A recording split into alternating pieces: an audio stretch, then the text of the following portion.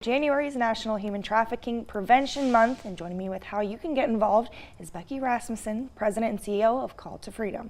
Good morning. Yeah. Thank you for having us. So this is an important month. Yeah.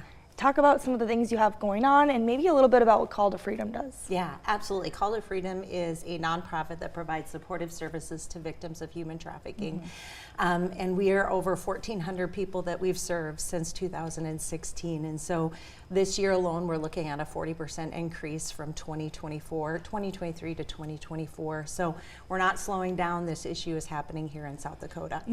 So National Human Trafficking Prevention Month is the month of January, and we're actually collaborating with the Department of Homeland Security.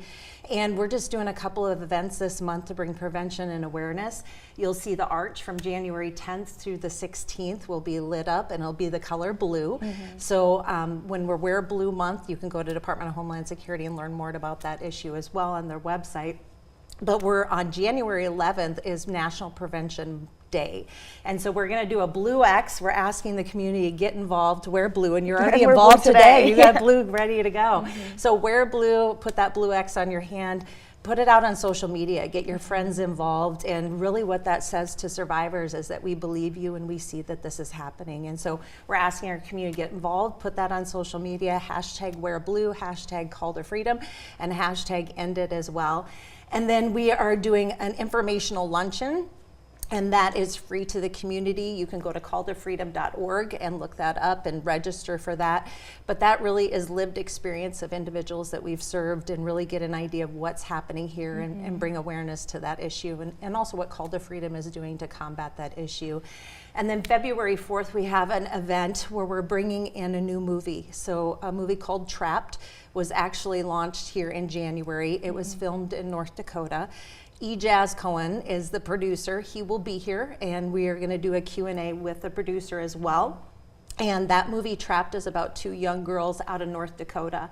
And those young girls in North Dakota were between sexual abuse, commercial sexual exploitation, but also human trafficking.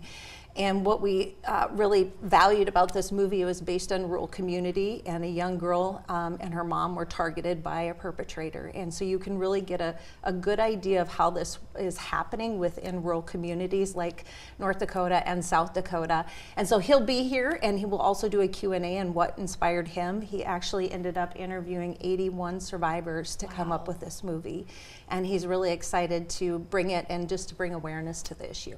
Yeah, for sure. And like you said, a lot of people might not think this is happening here. Talk about how it can maybe look different than maybe people assume it looks sometimes. Yeah, sometimes Hollywood does us favors, and sometimes Hollywood, maybe has some misconceptions on how this happens.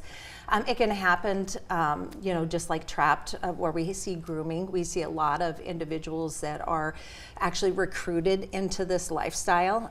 So they're made false promises. They're told one thing. They'll build a relationship with their victim, and you'll see this in the movie Trapped, which, by the way, is free to the community, and it's at the State Theater.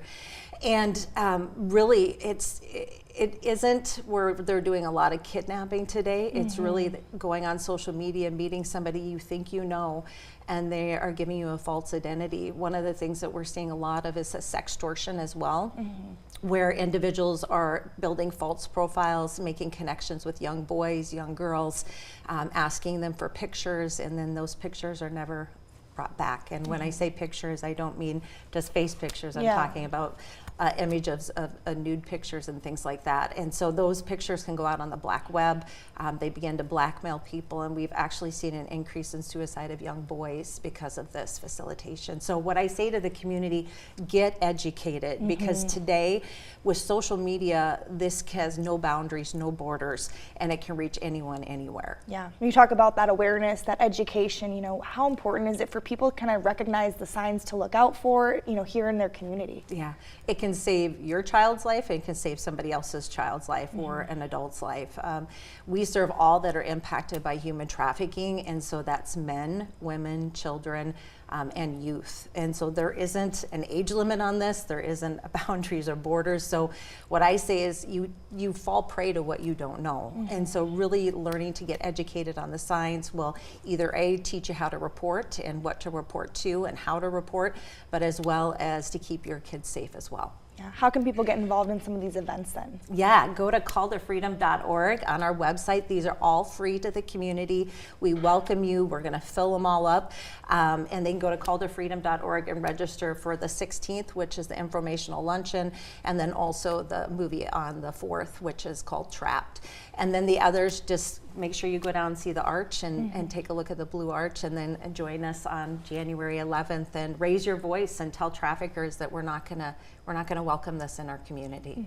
Yeah, thank you for being here. Thank you so much for having us. And stick around, we have more after the break.